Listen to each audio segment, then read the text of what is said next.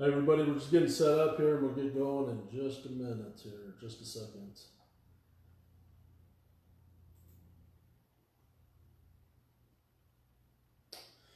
Um, Good afternoon, April 13th, Monday. My name is Michael Fisk. I think everybody should be able to see this okay. If you have, once again, if you are driving, we ask that you not watch this. Obviously while you're driving, so it is recorded and will be posted here on Facebook and on our YouTube channel, very quickly here. So just wait a little bit and then you can watch it. We'll give a quick second for others to come on. Robin, how are you? Good afternoon.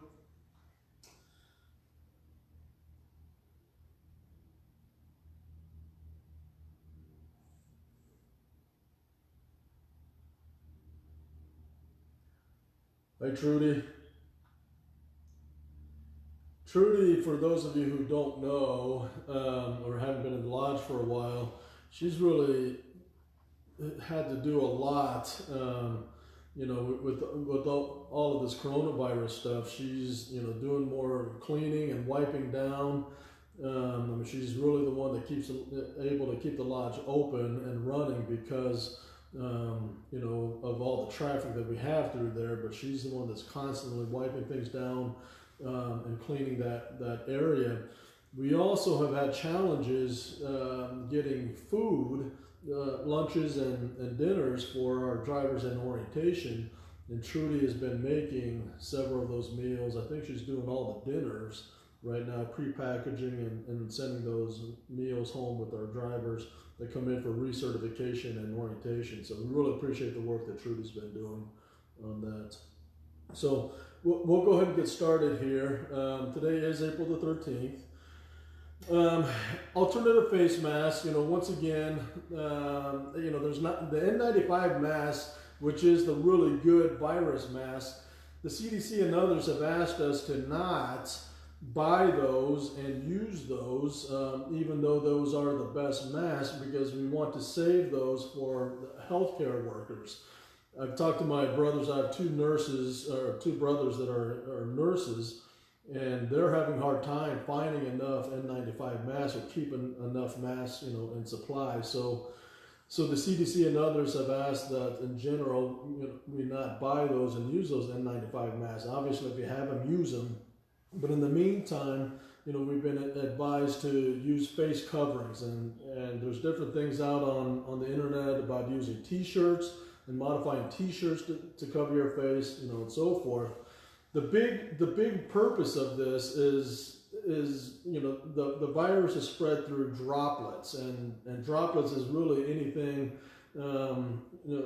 that's moisture. And so if you breathe on the mirror and you see the mirror fog up, that's droplets, that's vapor, and that's what can transmit the virus.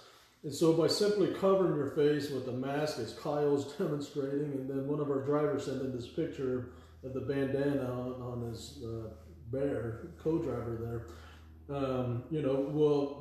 can help prevent the transmission of your droplets, elsewhere, there. So anyway, and as Cheryl mentioned last week that in Eagle Pass we had a driver that received a violation, a city ordinance violation or something, because he was not wearing a face covering. Most of our customers are going to ask, that you wear a face mask of some sort. A lot of more cities are asking that you cover your face and everything if you're out in public. So just be aware that, if you're in certain areas may have local ordinances that require that, but just, if you see people out, with it, probably a good idea for you to have a covering as well, and maybe just as best practices, to have that covering. So just be aware of that. I want to review again. There's some confusion and some questions about the temporary COVID-19 appreciation pay that we announced last week, and it's been effective as of last Monday. All dispatch and all loads that were assigned from Monday on, will be covered under this additional pay.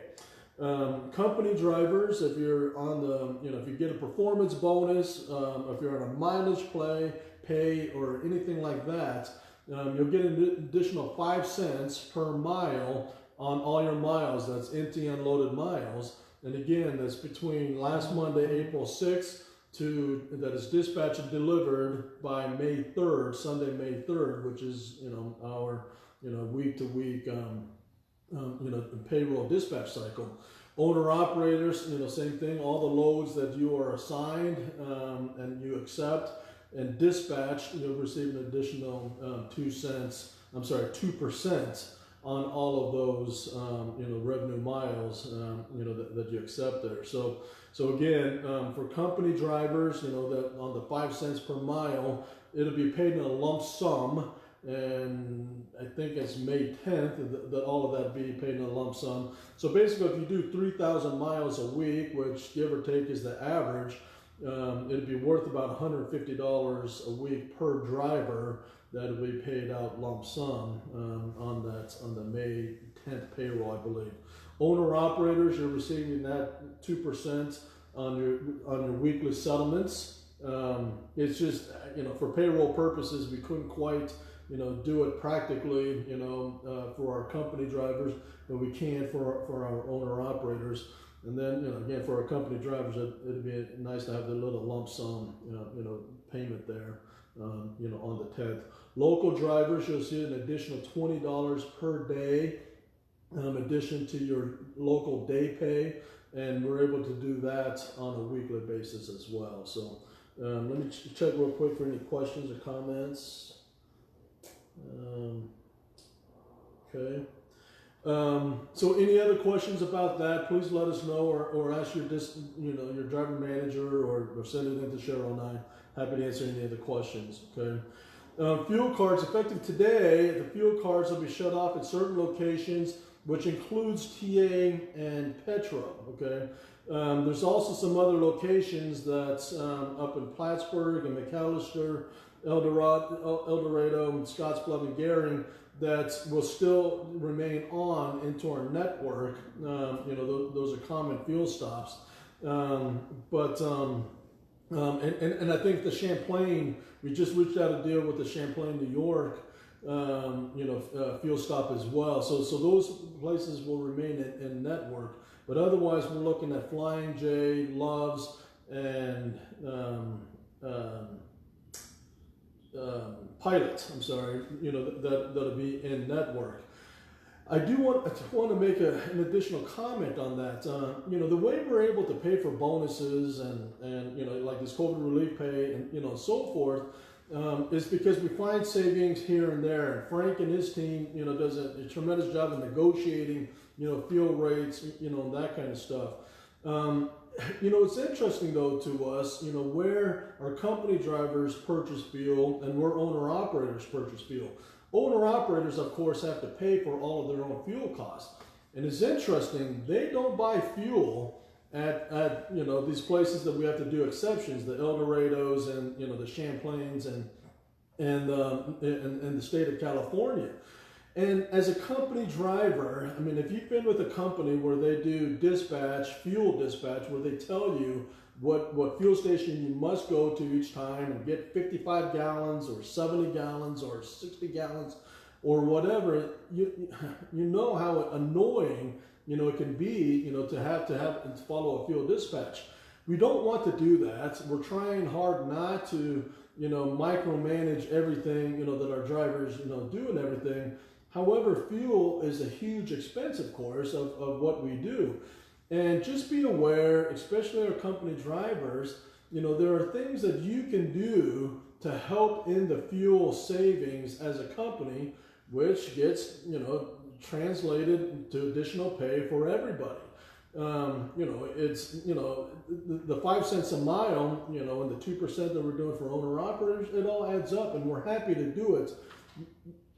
Our drivers deserve it, but there are small, subtle ways that each of our drivers can help, essentially, fund that back, and a lot of it has to do with fuel. If you can be efficient in your idling, And if you can be aware of where you purchase fuel, generally, if you can get fuel in Arizona, Nevada before you go into California, and then fuel again, as you leave the state of California, there's some places that you'll save the company tens of thousands of dollars a month, by doing that. There's one fuel stop in particular that Frank has been struggling with. That I think, if we did not use that, we would save about $20,000 a month just in one location. So anyway, that's why we talk about certain fuel stops and certain fuel in certain areas. And again, we're trying to not get into an environment where we're dispatching you to fuel stops, but all of you can help us in that endeavor just by being aware of where you purchase fuel. Let me check on questions again. Okay. Okay, next topic. Freight outlook. So if you follow the news, and I know a lot of us are watching only as much news as necessary, because it can be very depressing, right now. But the freight outlook for Q2, and in the spirit of transparency, we just want to let everybody know it's down. Yeah, we anticipate, generally April, May, starting to kick off into the summer season when freight really starts picking up. I mean, Q1 typically is slower, Q2 ramps up, and Q3 should be one of our best months. But with the whole coronavirus, I mean, it's flipped everything around. This graph that I found here will show you that, with all the hoarding, that everybody was doing related to in preparation for quarantine, and just the fear, around the, coronavirus in general, shipping was strong. And in fact, to get the stores restocked and supplies restocked, and medical supplies, being sent around, freight picked up tremendously. You can see it is almost as good as the Christmas peak in November, the retail season, getting ready for the Christmas rush. So, but you can also see that, in the last week or so, freight has dropped dramatically. And with manufacturing being slowed down, for us, the Department of Defense is having to quarantine as well, and they're not doing as many maneuvers and training, and so forth. Q2 is looking like it's probably going to be a pretty tough quarter. We think that come June, July, August, we should be getting our footing back, and hopefully, freight will move at normal volumes again. But that's, some months away, and we don't know. So for owner-operators in particular, be aware of any freight that you're turning down. I mean, there's just not going to be a lot of options, out there.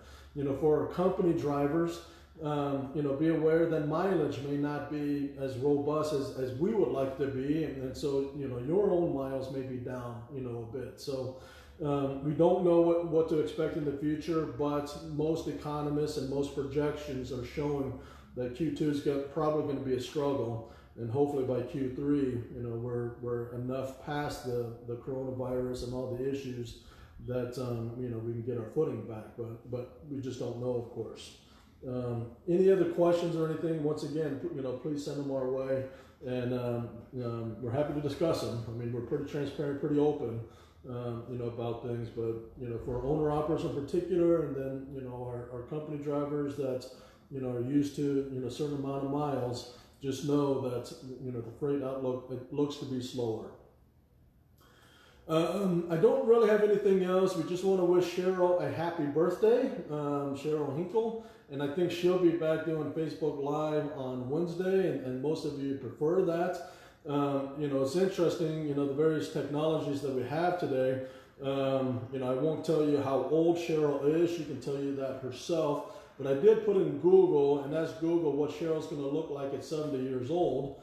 And this is what I came up with. I have no idea where they came up with the title, but this, according to Google, is what Cheryl's going to look like on her 70th birthday. So we want to wish Cheryl a happy birthday.